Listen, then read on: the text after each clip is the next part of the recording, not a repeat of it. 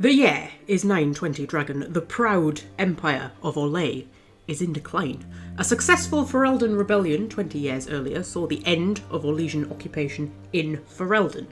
A weak and disinterested emperor sits on the throne, reclusive and hidden away from those he rules, and no clear heir stands to take his place, threatening civil war upon his death. In a grand estate overlooking the bustling city of Val Royeaux, two conspirators sip their tea and chat idly about how they will shape the course of history. The plot they hatch will not only see the downfall of an emperor, but the deaths of dozens of innocent servants and the ushering in of a new era of Orlais. The conspirators, both women, laugh cordially as their schemes come together. The elder of the two, Lady Mantilion, is the former mistress of the very emperor she plots to kill. Opposite her, her 16-year-old protégé shows wisdom beyond her years and a cunning mind that will lead her straight to the Orlesian throne. She is none other than Celine Valmont, future empress of Orlais. Under her rule, Orlais will enter an era of prosperity, peace and cultural renaissance, a golden age forged through murder, deceit and betrayal. Welcome, my delicious darlings, to the history of Orlais, told through its most pivotal murders. Hello, my loves. You know me, I couldn't give you a boring old Orlesian lore video. Has to be a twist, doesn't there? There has to be a twist. So, welcome to part 2 of our Monarchies of Thedas mini-series, and I did say that for each monarchy we're going to focus on something a bit different. I'm not just going to be so boring as to give you the general overview history of the monarchy. Each one has to focus on something different. So with Ferelden, we focused on whether or not Alistair or Honora was the better choice to rule based upon how the Ferelden monarchy functions. And with Orlais, we are going to focus on how murder has shaped the course of Orlesian history by charting the most famous Orlesian murders that we know of. And look, I got my Dragon Age mug out just specially for you. Just specially for you. There is a reason why you're seeing my face. I'm having computer issues at the minute, which is turning into a bit of a saga. And cut a long story short, I'm going to have to edit this on my laptop because I don't have like a proper computer to edit it on. So I'm going to have to edit it on my laptop, which means I'm not going to be able to edit it maybe quite as well as I would normally, so I thought if I do it to the camera I won't have to edit as much and it'll be a bit easier on my laptop. That's why you're seeing my face, but that's not what we are here to talk about. We are here to talk about Orlais. So, a brief background of Orlais before we start. Orlais is one of the most powerful nations in Thedas, thanks in no small part to it being the seat of the Chantry and the Divine. It was once a powerful empire that has occupied in its history Ferelden, twice, Navarra, the Anderfels, and parts of the Free Marches. I think this is an important point that gets overlooked quite a lot in Dragon Age.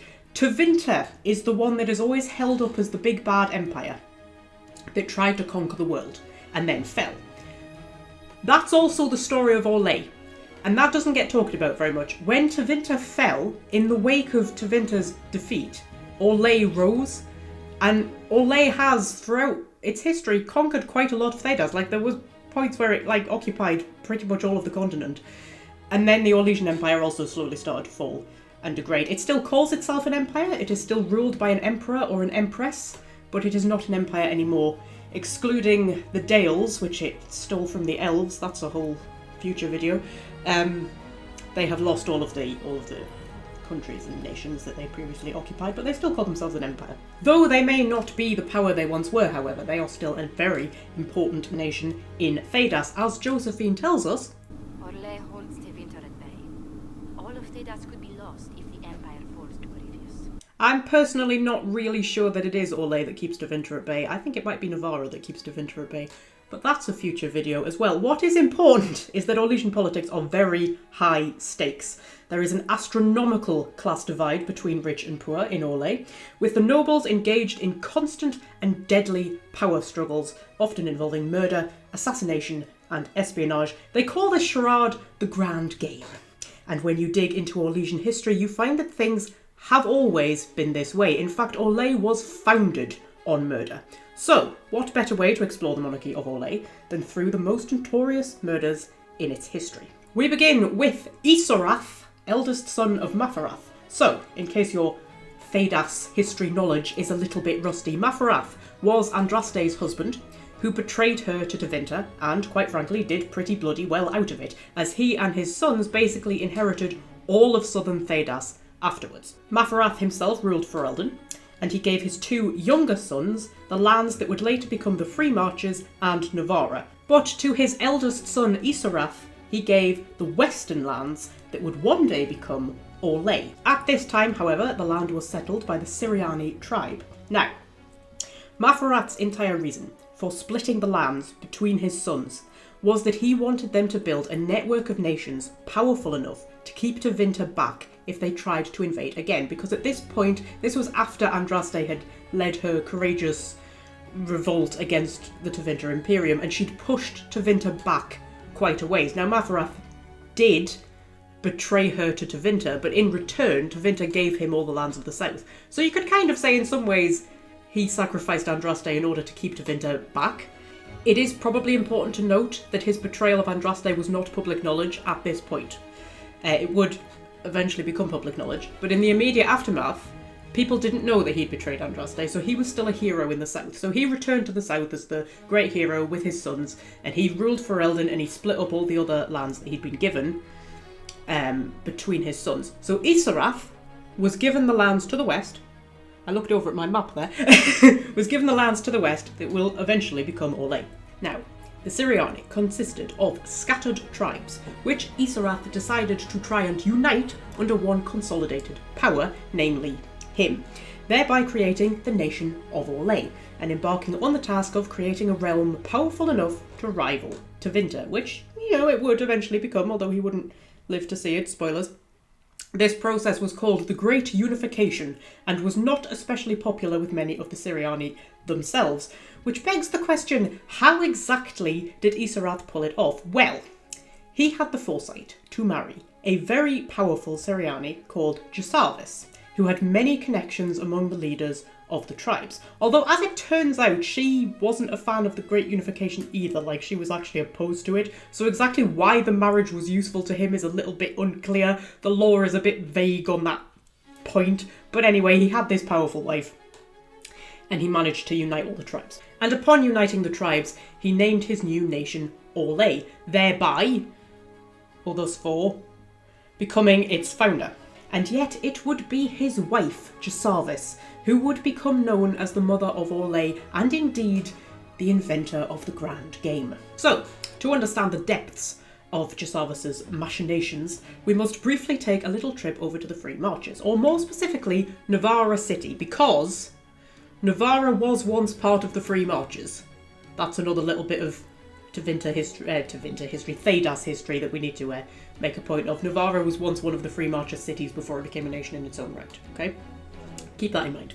So, Maferath had divided the Free Marches between his 2 younger sons, as previously stated, and Verald, the youngest, ruled over the lands that would one day be Navarra. Now, we know very little about him, but from the few codex entries we have, he comes across as a bit of a tosser, I'll be honest. Basically, he threw his father's name around a lot to keep a hold of his power, and he had nothing much else going for him. His whole spiel was that he was the son of Maferath, and that was kind of it. Well, it didn't work out for him in the end, because around 10 years after Andraste's death, Maferath's betrayal of her came to light, and Verald, little daddy's boy that he was vilified with him. His entire court was murdered, and he was forced to flee. Now, he would find no refuge to the east, where his brother Evrion ruled, since Evrion was very much Team Andraste, and had disowned their father the moment the news broke. So he fled instead to newly founded Orlais and big brother Isarath. However, he wasn't going there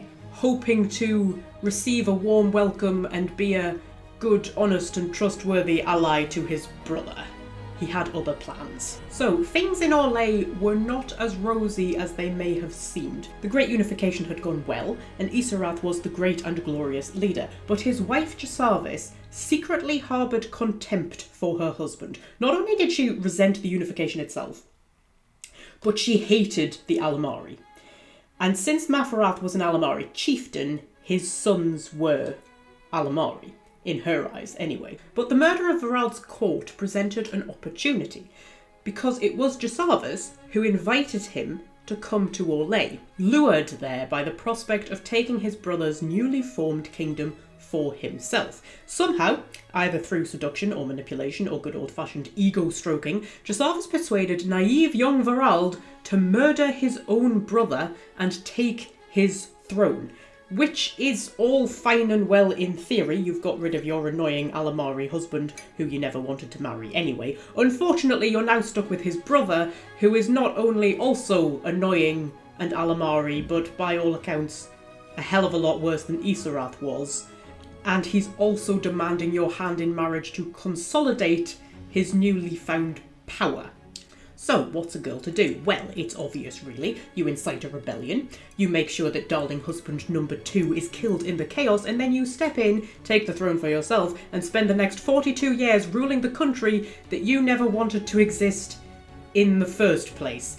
And that is how Jasavas became the mother of Orlais, perhaps a little ironically, considering that Orlais was the product of the great unification that she had been so venomously opposed to. Venomously enough that she married 2 sons of Mafarath and had them both killed to serve her own goals, thus beginning the bloody tradition of murder in Orlesian politics. So, the murder count currently sits at 2. Well, hold on to your hats, kids. It's about to get a hell of a lot higher. Let me introduce you to Gratian Valmont, twin brother of Emperor Revil Valmont. The birth of these miraculous twins to an emperor who had so far remained childless throughout 2 marriages was one of the reasons the Blessed Age got its name. These twin boys would secure the succession of the Orlesian throne and safeguard Orlais' future. Now, Gratian was the younger of the 2 twins by 1 hour, and therefore the second in line to the throne. This was something that he, by all accounts, was very happy about. He wanted neither the responsibility nor the attention that the title of emperor would give him. And this is a shame, as he would probably have made a far better emperor than his brother was. He is described as a kind soul, a devoted husband and father, and a voice of reason in his brother's court. When Revil ordered the second Orlesian invasion of Ferelden, it was against his brother's advice. Gratian argued that if Orlesian forces were preoccupied with invading Ferelden, it would leave Orlais vulnerable to attack by Navarra. Probably worth noting at this point that Orlais and Navarra have spent a great deal of their history at each other's throats. They actually go to war briefly at the very beginning of Empress Celine's reign, and then there is a war table operation in Dragon Age Inquisition to prevent a war between Orlais and Navarra. So there's tensions between those two. So, Revil's invasion was successful, resulting in the Orlesian occupation of Ferelden that King Marek would eventually rise up against nearly 80 years later. However, Gratian was proved right when Navarra did use it as an opportunity to invade Orlais. Orlais suffered several humiliating defeats, with the city of Perendel being handed over to Navarran rule permanently. Now, as you can imagine, faith in the Orlesian Emperor started to wane in the wake of the defeat, and whispers of a conspiracy began to sweep through the court, a plot to remove Revil from power and place his brother on the throne instead. Now, whether or not there actually was a plot is unclear. If there was, it would almost certainly have involved not only the murder of Revil, but also of his children, since they were his heirs, and keeping them alive while putting Gratian on the throne would be too much of a risk. You can't put one heir on the throne while a more legitimate heir still lives. You're just asking for a civil war to break out if you do that. I can almost guarantee that if such a plot did exist, Gratian was probably not in on it, since he is described as a generally nice person who didn't want to be emperor and would be unlikely to be complicit in the murder of his own brother, nieces and nephews. Now, this isn't unusual. In the real world, there's been plenty of examples of plots to oust one monarch and replace them with another who had no idea that the plot was even taking place. If you are going to remove a monarch, you have to have someone lined up to replace them, otherwise there would be anarchy. But you can't just stick anyone on the throne, they have to at least have a claim to it. That is the nature of hereditary monarchy. So in the last video we talked about how Ferelden is not a hereditary monarchy, it's an elected monarchy, right? But Orlais is a hereditary monarchy. And although hereditary monarchy doesn't make any sense, like it doesn't make sense to put someone on the throne just based on who their parents were, but if you're functioning under that kind of system, you can't deviate from it without risking all-out war, right? That is the system that you're functioning under. Whoever you put on the throne has to have a hereditary claim, because if you go around just throwing anybody on the throne. Well, at that point, anybody who can raise an army could just kind of, start a war to try and win the throne, and you sort of don't want that. And this is why it's so dangerous to be an heir. You don't even have to want or seek the throne yourself. The very fact that you can be used by other people makes you a threat, and it's not unusual for heirs to suffer punishment for plots that they had nothing to do with. Real-world history has seen potential heirs to the throne imprisoned, murdered, and executed simply for existing, even including children and babies. So, it's dangerous to be an heir, as Gratian is about to find out. Yeah, sadly, it doesn't really matter whether there was a plot or not. The rumours were enough to make him too much of a threat to Reveille's power, and eventually the Emperor snapped and ordered the murder of his twin brother and his entire family, including his wife, 3 children and 8 grandchildren, at their family estate during the Feast of Ascension. That's 13 people in total, the youngest of whom was just 8 months old, bringing our murder total up to 15. However, the story does not end there, for there are rumours in Orlesian folklore that one of the grandchildren, 11-year-old Verenne, escaped the massacre and disappeared, her fate unknown. Now, I can only assume that this is based on the frankly horrific murder of the Romanov family during the Russian Revolution, and the rumours afterwards that young Anastasia somehow survived, which, by the way, she didn't. They did eventually find her body. It's one of those conspiracies that was disproved, and then, a lot of people don't realise it was disproved. So, let's say our body count sits at 15. How much higher can it possibly get? Oh, you just wait, my darlings. So, Celine Valmont. We encounter her in Dragon Age Inquisition, or if you are a reader of the novels, you may encounter her before that in The Masked Empire. Great book. It is my favourite of all the Dragon Age books. I've read it about 6 times. I'm obsessed. I love it. I love the characters. Funny thing about the books in Dragon Age, they give you so much backstory. If you play Dragon Age Inquisition without having read the book... The first time I played Inquisition, I hadn't read The Masked Empire or Asunder, which are the 2 books that sort of give you the backstory of Inquisition. I hadn't read either of them. The second time I played Inquisition, I had read them, and I realised just how much of the story is actually in the books. If you play Wicked Eyes and Wicked Hearts, or go into Orlais generally in Inquisition without having read The Masked Empire, you are missing about 3/4 of the story.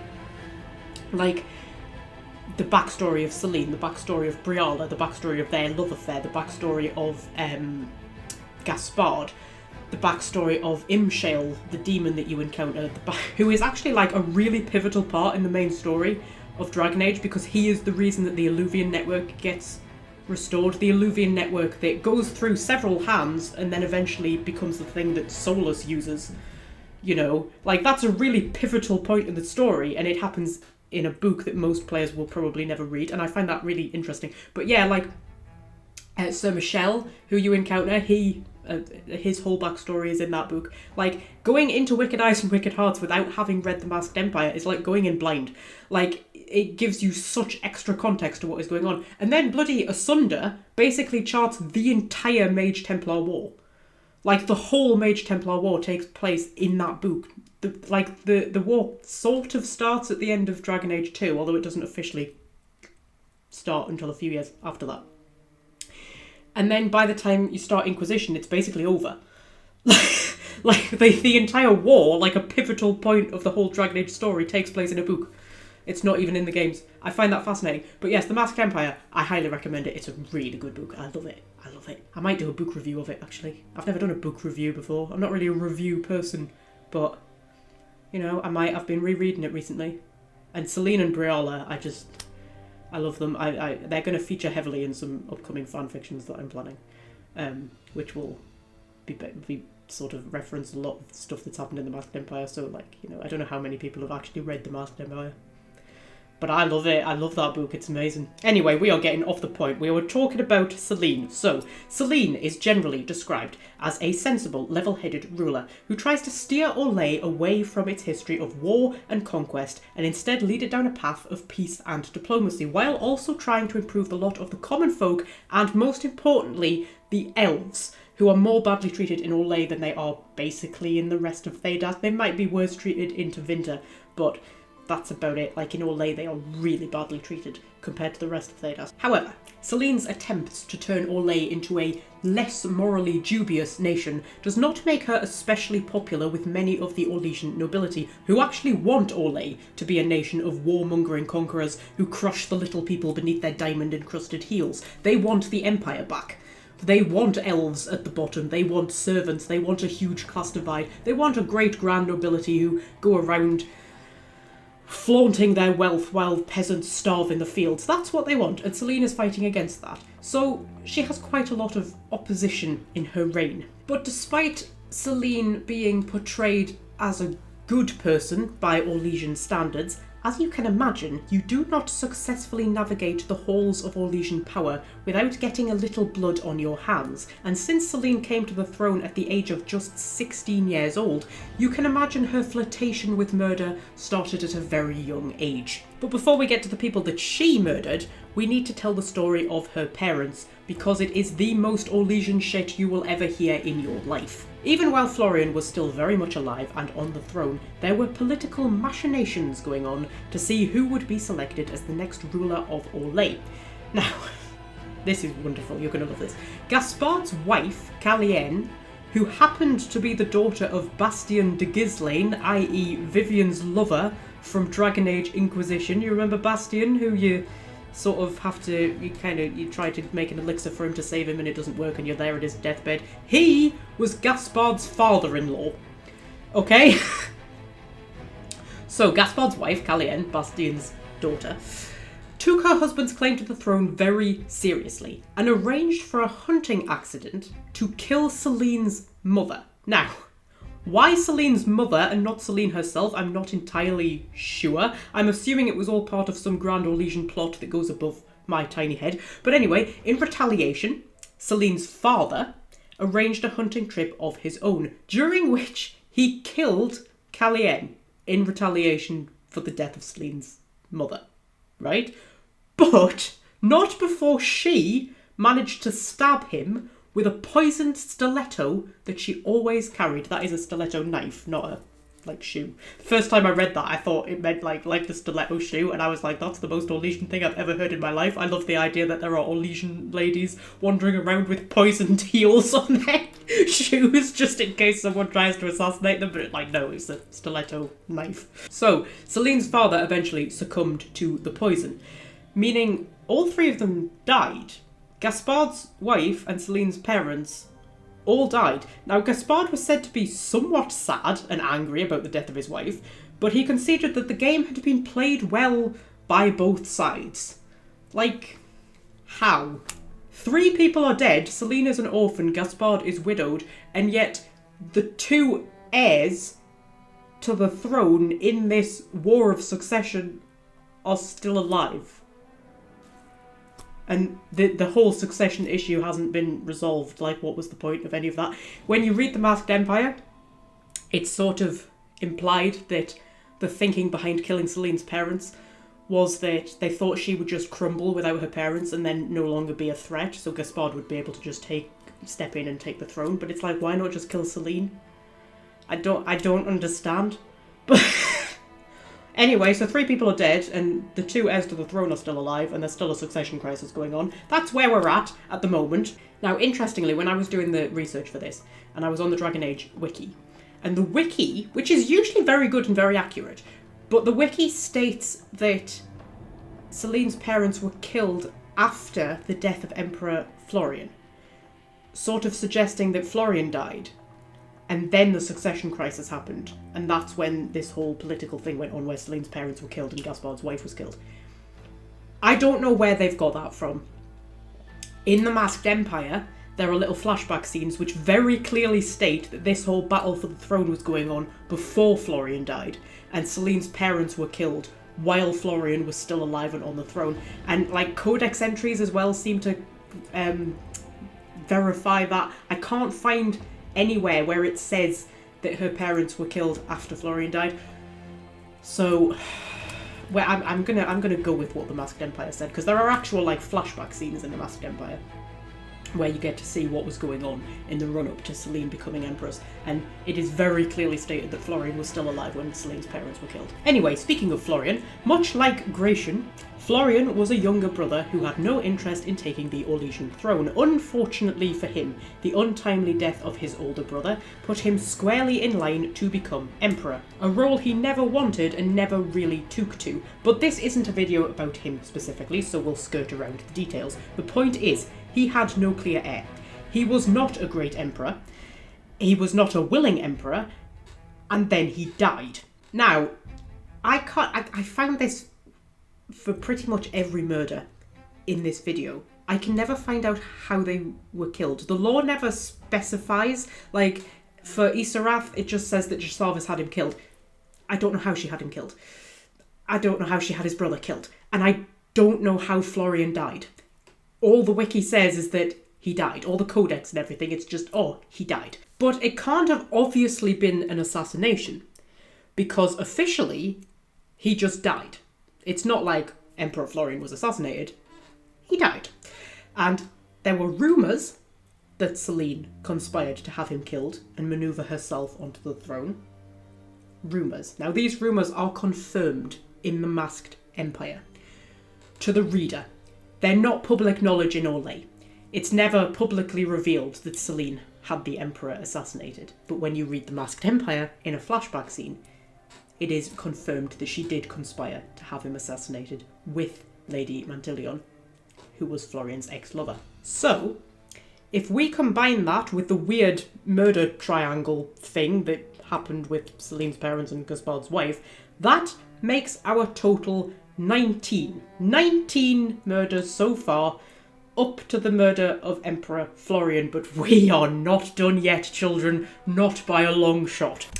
You see, if word got out that Selene had Florian killed, it would massively impact her chances of taking the throne. She had to cover her tracks. She had to make sure that there was no one who knew about her secret meeting with Lady Mantilion, or what was discussed there, and the only people who could possibly know were, oh, I don't know, her entire household staff. Now, we are never told exactly how many servants Selene had assassinated.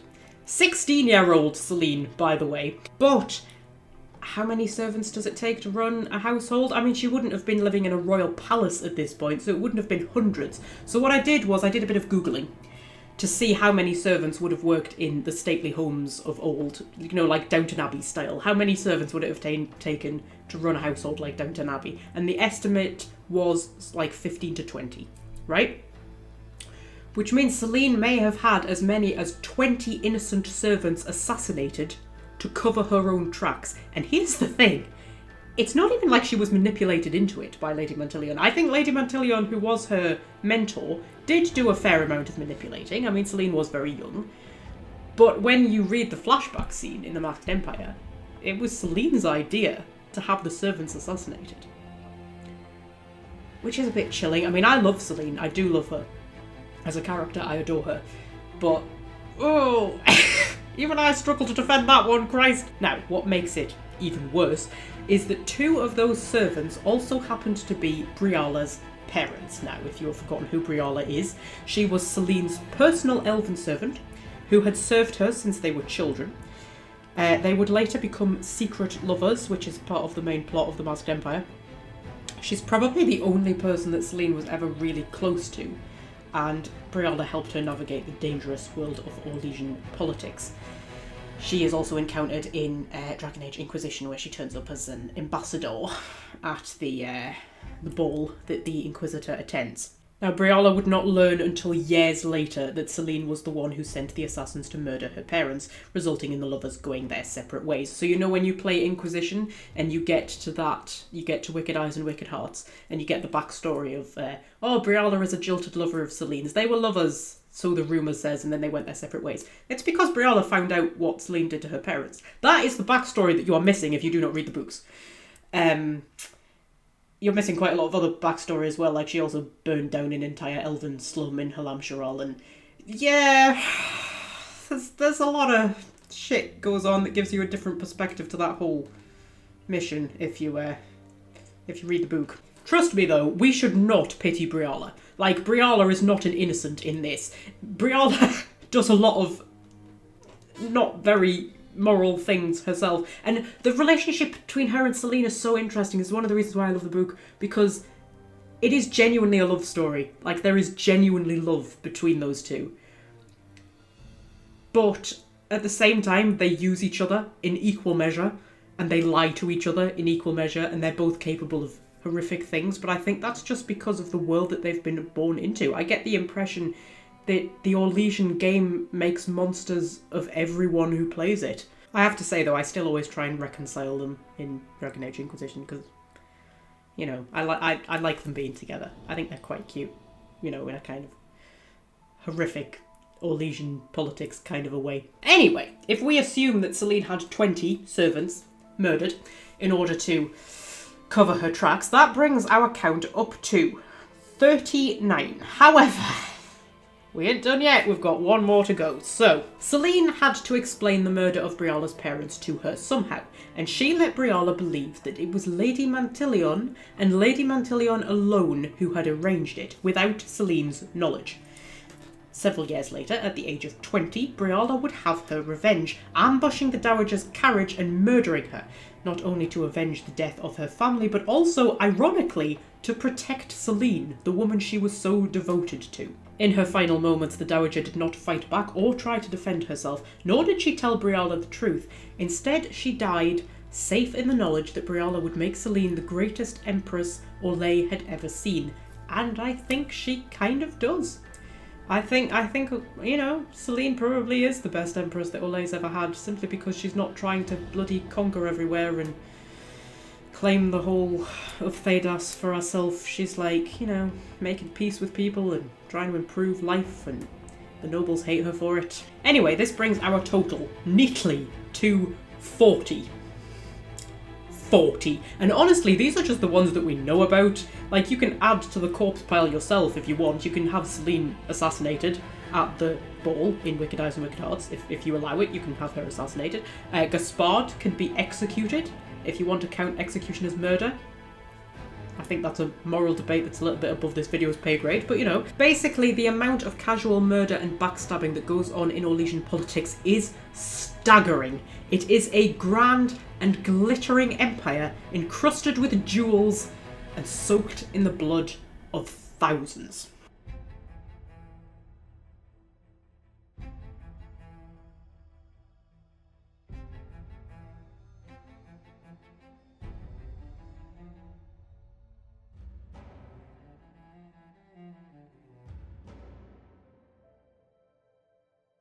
Now, I do have one last honourable mention, not a murder, but it speaks to the culture of Orlais' halls of power. In the Masked Empire, it is revealed that Briala was made Celine's servant when they were still children. At this point, there were already plans in place to put Celine on the throne, and the position of her personal servant was a coveted one.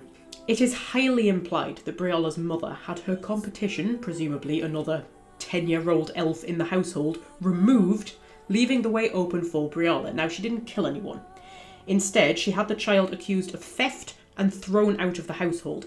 But that's probably about as good as death for an elf in Orlais. I mean, if you've been fired for stealing, you've got no home to go to, no other household is likely to hire you. What are your options at that point, other than to beg on the streets? It speaks volumes that even the elven servants in Orlais are scheming and backstabbing each other in order to get ahead in the twisted political games that their human masters are orchestrating. Anyway, that wraps up our Orlesian episode. It was a cheery one, wasn't it? Full of death and backstabbing and murder. It's not so much that the other monarchies don't involve a great amount of assassination, backstabbing and murder. It's more that Orlais is so proud of it. Like, it's a part of their culture. They celebrate it. They celebrate the grand game. Like, all of the other monarchies try and, like, keep that, like, you know, quiet. You brush that under the rug. We don't need people to know how many people we assassinated. Whereas in Orlais, it's kind of like, oh, you know, just out here casually having whole families murdered because they were a threat to my power. You know, that makes me a good player of the game. That's me. Anyway, next on our list is Navarra. we're gonna have a very, very exciting episode about the Monarchy of Navarra. I shall see you then, my darlings. Now, the Syriani consisted of scattered tribes, which Really? Really? Scorpio, like, what are you doing? Like, you stay off that computer.